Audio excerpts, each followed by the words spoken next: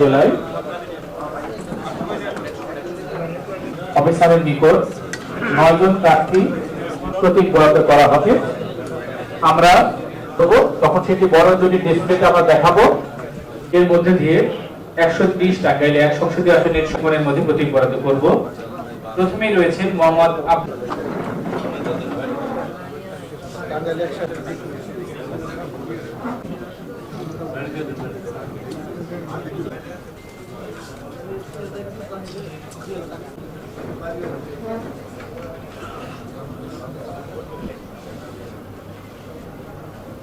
ধন্যবাদ আপনাকে।